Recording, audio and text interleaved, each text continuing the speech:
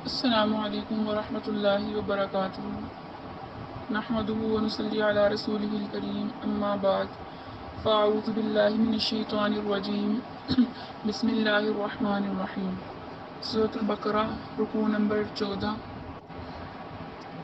وقال الیہود اور یہودی کہنے لگے لیست النصارى علی شیء کہ نصارہ کچھ پر نہیں ہے یعنی کسی چیز پر نہیں ہے وقالت النصارى اور نصارہ کہنے لگے لیست الیہود علی شیء یعنی یہودی کسی دین پر نہیں ہے وہم یتلون الکتاب حالانکہ وہ کتاب کی تلاوت بھی کرتے تھے کذالک اسی طرح قال الذین کہا ان لوگوں نے لا یعلمون جو اس بات کو نہیں جانتے تھے مثل قولہم انہی کی طرح کہنے لگے یعنی یہودی اور نصارہ کا آپس میں مناظرہ ہوا جس کا شان نزول یہ ہے کہ نجران کے نصارہ کا وفد جو ہے نا آپ صلی اللہ علیہ وآلہ وسلم کی خدمت میں آیا تو علماء یہود آئے اور دونوں میں مناظرہ شروع ہو گیا اور آوازیں بلند ہو گئی یہود کہنے لگے کہ نصارہ کسی دین پر نہیں ہے اور عیسائی کہنے لگے کہ جو یہودی ہے نا کسی دین پر نہیں ہے اور ایک دوسرے کی کتابوں کا انہوں نے انکار بھی کر دیا پھر اس پر اللہ رب العزت نے یہ آیت نازل فرمائی کہ یہودیوں کو لگتا ہے کہ عیسائی کسی دین پر نہیں ہے اور عیسائیوں کو لگتا ہے کہ یہودی کسی دین پر نہیں ہے وہم یتلون الکتاب حالانکہ وہ دونوں کتاب کی جو ہے نا وہ تلاوت کرتے ہیں یعنی دونوں اپنی اپنی کتاب تورات اور انجیل کی تلاوت کرتے ہیں اور حالانکہ دونوں کو معلوم ہے دونوں کی کتابوں میں یہ موجود بھی ہے انبیاء علیہ السلام کا جو ذکر ہے لیکن پھر بھی ایک دوسرے کی کتابوں کا بھی اور جو ہے ایک دوسرے کے نبیوں کا بھی انہوں نے انکار کر دیا یعنی یہودیوں نے کہا کہ نصارہ کا دین کچھ نہیں اور حضرت عیسیٰ علیہ السلام اور انجیل شریف کا انہوں نے انکار کر دیا اسی طرح نصارہ نے یہودیوں سے کہا کہ تمہارا دین کچھ نہیں اور تورات شریف اور حضرت موسیٰ علیہ السلام کو انہوں نے انکار کر دیا آگے فرمایا کذالک قال الذین اسی طرح جاہلوں نے کہا لا یعلمون مثل قولہم جو نہیں جانتے تھے اسی طرح جاہل بھی کہنے لگے اللہ یحکم تو اللہ رب العزت فیصلہ کریں گے بینہم ان کے درمیان یوم القیامت قیامت کے دن فیما کانوا جس چیز میں فیہ یختلفون وہ اختلاف کر رہے ہیں یعنی یہ جس باتوں میں اختلاف کر رہے ہیں نا تو اللہ رب العزت قیامت کے دن کا فیصلہ فرمائیں گے آگے فرمایا ومن اظلم اور کتنا ہی بڑا ظالم ہے ممن وہ شخص منع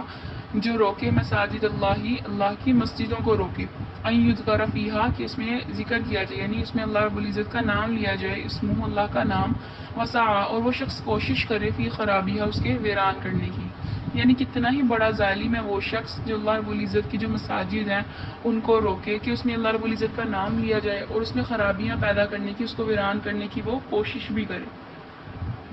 اب یہ جو اللہ رب العزت نے آیت مبارکہ نازل فرمائی کہ کتنا ہی بڑا ظالم ہے وہ شخص جو اللہ کی مساجد سے روکے تو اس کے بارے میں متعدد اقوال ہیں اور یہ کہ یا تو یہ بیت المقدس کی جو بے حرمتی ہوئی تھی اس وقت یہ آیت نازل ہوئی تھی یا جو تھے نا مشرکین مکہ تھے یہ آیت ان کے حق میں نازل ہوئی کہ جنہوں نے ابتدائی اسلام میں آپ صلی اللہ علیہ وآلہ وسلم اور صحابہ رضی اللہ تعالیٰ عنہ کو کعبہ میں نماز پڑھنے سے روکا تھا یا یہ اس وقت نازل ہوئی یعنی یہ جو تین گروہ ہیں نا مشرکین یہودی اور جو ہے یہ نصارہ یہ کسی نہ کسی شکل میں اللہ تعالیٰ کی عبادت گاہوں کی بے حرمتی کے مرتکب ہی رہے ہیں مثلا عیسائیوں نے شاہ طوس کے جو زمانہ تھا اس میں بیت المقدس پر حملہ کر کے اس کا تخت اور تاج الٹ دیا تھا اور جو ابراہ نے جو عیسائی ہونے کا دعویٰ کرتا تھا اس نے بیت اللہ پر حملہ کر کے اس کے ویران کرنے کی کوشش کی اور جو مشرکین مکہ تھے وہ مسلمانوں کو مسجد حرم میں نماز پڑھنے سے روکتے تھے اور یہودیوں نے بیت اللہ کے تقدس سے انکار کر کے عملاً یعنی عملی طور پر لوگوں کو اس کی طرف رخ کرنے سے منع فرمایا تو اب قرآن کریم میں جو ارشاد ہے وہ اسی وجہ سے ہے کہ ایک طرف تو ان میں سے ہر ایک کا دعویٰ یہ ہے کہ وہ تنہائی جنت کا حقدار ہے اور دوسری طرف جو ان کی یہ حالت ہے کہ وہ اللہ رب العزت کی جو عبادت ہے ان میں وہ رکاوٹیں ڈالتے ہیں اور جو مساجد وغیرہ ان کو ویران کرتے ہیں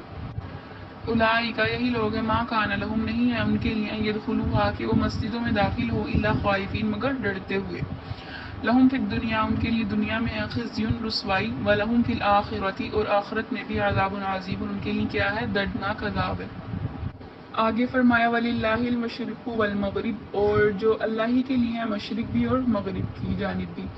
فأینما تو بس جہاں کہیں بھی تولو تم لوگ منہ پھیر لو فتم وجہ اللہ تو تم اللہ رب العزت کی رحمت کی طرف تم متوجہ ہو جاؤ گے ان اللہ واسع علیم بے شک اللہ رب العزت وسعت والے اور علم والے ہیں یعنی مشرق بھی اللہ ہی کے لیے اور مغرب بھی اللہ ہی کے لیے ہے، بس جہاں کہیں بھی تم اپنا جو رخ ہے وہ کر لو گے تو اللہ رب العزت کی جو رحمت ہے وہ تم پر متوجہ ہو جائے گی۔ ان اللہ واسع علیم، اللہ رب العزت وسعت والے اور علم والے ہیں۔ یعنی جو اوپر جن 3 گروہوں کا ذکر ہوا تھا نا، ان کے درمیان ایک اختلاف تھا، اختلاف قبلہ۔ اہل کتاب جو تھے وہ بیت المقدس کی طرف رخ کر کے نماز پڑھتے تھے، اور جو مشرکین تھے وہ بیت اللہ کو قبلہ سمجھتے تھے۔ مسلمان بھی اسی کی طرف رخ کر کے نماز پڑھتے تھے، اور یہ بات یہودیوں کو ناگوار تھی کہ ایک مختصر عرصے کے لیے مسلمانوں کو جب بیت المقدس کی طرف رخ کرنے کا حکم دیا گیا نا، تو یہودیوں نے اس پر خوشی کا اظہار کیا کہ دیکھو مسلمان ہماری بات ماننے پر مجبور ہو گئے ہیں، اور پھر دوبارہ بیت اللہ کو جب مستقل قبلہ بنا دیا گیا، جس کی تفصیل انشاءاللہ دوسرے جو سپارہ کے شروع میں آئے گی۔ لیکن جو یہ آیت بظاہر اس موقع پر نازل ہوئی جب مسلمان بیت المقدس کی طرف رخ کر کے جو نماز پڑھتے تھے۔ بتلانا یہ مقصود ہے کہ کوئی بھی سمت تو اپنی ذات میں کسی بھی تقدس کی حامل نہیں ہے۔ کسی بھی جگہ یا کسی بھی سمت میں اگر کوئی تقدس آتا ہے تو وہ صرف اللہ رب العزت کی ذات، اللہ رب العزت کے حکم کی وجہ سے آتا ہے۔ مشرق بھی اللہ رب العزت کا ہے اور مغرب بھی اللہ رب العزت کی طرف سے ہے۔ اور اگر اللہ رب العزت قبلے کی جو تعین ہے وہ اپنے احکام کی وجہ سے بدل رہے ہیں، یعنی کبھی بیت المقدس اور ایک مرتبہ جو ہے وہ بیت اللہ کر رہے ہیں، تو اس میں کسی فریقی ہارنے کا یا جیتنے کا سوال نہیں ہے۔ یہ تبدیلی یہی دکھانے کے لیے آ رہی ہے کہ کوئی سمت اپنی ذات میں مقصود نہیں ہے، مقصود جو ہے وہ اللہ رب العزت کے حکم کی پیروی کرنا ہے۔ آگے فرمایا وقالوا اتخذ اللہ ولدا، اور وقالو اور انہوں نے کہا اتخذ اللہ، اللہ رب العزت نے بنا لیا ولدن اپنے لیے کوئی اولاد۔ سبحانہ، وہ ذات تو پاک ہے۔ اب اللہ رب العزت نے جو یہاں فرمایا کہ وہ کہتے ہیں کہ انہوں نے اللہ رب العزت کے لیے جو ہے وہ اولاد بنا لی ہے، تو جو عیسائی تھے وہ تو حضرت عیسیٰ علیہ السلام کو اللہ تعالیٰ کا بیٹا کہتے تھے، اور جو بعض یہودی تھے وہ حضرت عزیر علیہ السلام کو اللہ تعالیٰ کا بیٹا کہتے تھے، اور جو مشرکین مکہ تھے وہ فرشتوں کو اللہ تعالیٰ کی بیٹیاں کہتے تھے۔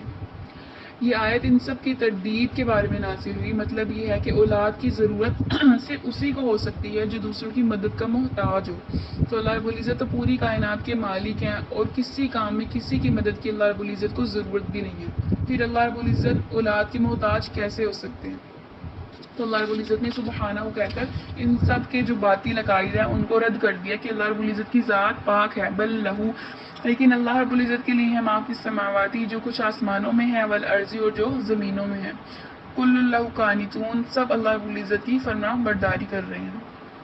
بدیع السماواتی، اللہ رب العزت پیدا کرنے والے ہیں آسمانوں کا بھی، والارض، اور زمین کا بھی۔ وَإِذَا قَضَىٰ، اور جب کسی بات کا اللہ رب العزت حکم فرماتے ہیں، امرن، کسی بات کا، فَإِنَّمَا، تو بے شک، یقول لہو، اللہ رب العزت فرماتے ہیں کن، کہ ہو جا، فیکون، تو وہ چیز فوراً ہو جاتی ہے۔ یعنی جو یہودی اور جو نصارہ اور جو مشرکین تھے، انہوں نے اللہ رب العزت کی جو ذات میں تھا کہ اللہ رب العزت کی جو اولاد ٹھہرائی تھی، اللہ رب العزت اب اسی کی تردید میں مزید آیت اللہ رب العزت نے نازل فرمائی کہ اللہ رب العزت نے ہی آسمان اور زمینوں کو پیدا کیا ہے۔ اگر اللہ رب العزت محتاج ہوتے آسمان اور زمینوں کو پیدا کرنے میں، کسی کی مدد طلب کرنی ہوتی، تو اللہ رب العزت پھر اولاد کا تصور تو تھا، لیکن اللہ رب العزت تو ایسی بادشاہت کے حامل ہے کہ اللہ رب العزت نے اگر کوئی چیز کرنی ہو تو اللہ رب العزت کن فرماتے ہیں اور وہ چیز ہو جاتی ہے۔ وقال الذین، اور کہتے ہیں وہ لوگ، لا یعلمون، جنہیں علم نہیں ہے، کہ لولا، کیوں نہیں، لولا یکلمنا اللہ، کہ اللہ رب العزت ہم سے کلام کیوں نہیں کرتے، او تأتینا آیا، یا ہمیں کوئی نشانی کیوں نہیں ملتی۔ یعنی یہ ان لوگوں کا کمال تکبر اور نہایت سرکشی تھی کہ انہوں نے اپنے آپ کو انبیاء اور ملائکہ کے برابر سمجھا۔ یعنی جس طرح انبیاء اور ملائکہ سے اللہ رب العزت کلام کرتے ہیں تو اللہ رب العزت نے کتاب کیوں اتاری، اللہ رب العزت ہم سے ہی کلام کر لیتے، یا ہمارے اوپر ہی کوئی نشانی یا ہماری طرف کوئی نشانی ہی نازل کر دیتے۔ کذالک، اسی طرح قال الذین من قبلہم، کہا ان لوگوں نے جو ان لوگوں سے پہلے تھے، وہ بھی یہی کہتے تھے کہ اللہ رب العزت ہم سے کیوں نہیں کلام کرتے، مثل قولہم، انہی کی بات کی طرح ان لوگوں نے بھی کہا، تشابہت قلوبہم، تو ان کے دل ایک ہی سے ہو گئے، قد، بس تحقیق، بینا الآیات، ہم آیتوں کو کھول کر بیان کرتے ہیں، لقوم یوقنون، یقین رکھنے والوں کے لیے۔ اب اللہ رب العزت نے جو یہ فرمایا کہ ہم آیتوں کو کھول کر بیان کرتے ہیں یقین رکھنے والوں کے لیے، یعنی جتنی بھی آیات اور معجزات اور کمالات ہیں وہ سب یقین دلانے کے لیے کافی ہیں، لیکن جو یقین کی طلب ہی نہیں نہ رکھتا تو اسے دلائل کوئی فائدہ نہیں دے سکتے۔ انا ارسلنا کا بے شک ہم نے آپ کو بھیجا ہے بالحق کی حق کے ساتھ بشیرن خوشخبری دینے والا و نذیرا اور ڈر یعنی کہ ڈرانے والا ولا تسأل اور آپ سے سوال نہیں کیا جائے گا عن اصحاب الجحیم جہنم والوں کے بارے میں، یعنی ہم نے آپ کو صرف حق کے ساتھ ڈرانے والا اور خوشخبری سنانے والا بنا کر بھیجا ہے، اور جو لوگ جہنمی ہوں گے تو ان کے بارے میں آپ سے پوچھ گچھ نہیں ہوگی، کیونکہ آپ کا کام تو صرف پہنچانا ہے، انہوں نے خود ان احکامات پر عمل نہیں کیا اور یقین نہیں کیا تو ان کا وبال صرف انہی پر ہوگا۔ آگے فرمایا ولن ترضا اور ہرگز ترضا آپ سے راضی نہیں ہوں گے عن کل یہود نہ ہی یہود ولن نصارا اور نہ ہی نصارا۔ اب آگے یہاں پر اللہ رب العزت نے کتنی خوبصورت بات فرما دی کہ یہود اور نصارا تم سے کبھی بھی راضی نہیں ہوں گے حتی تتبع ملتہم، کیوں راضی نہیں ہوں گے؟ اگر آپ ان کی ملت کی پیروی کر لینا پھر وہ راضی ہو جائیں گے۔ ابھی بھی جو یہود اور نصارہ ان کا یہی نظریہ، وہ کبھی بھی مسلمانوں سے راضی نہیں ہوتے، ہاں اگر ان کے جو ہے وہ عقیدوں کی پیروی کر لی جائے تو پھر وہ راضی ہو جاتے ہیں، لیکن اللہ رب العزت نے جو یہ بات یہاں پر فرمائی،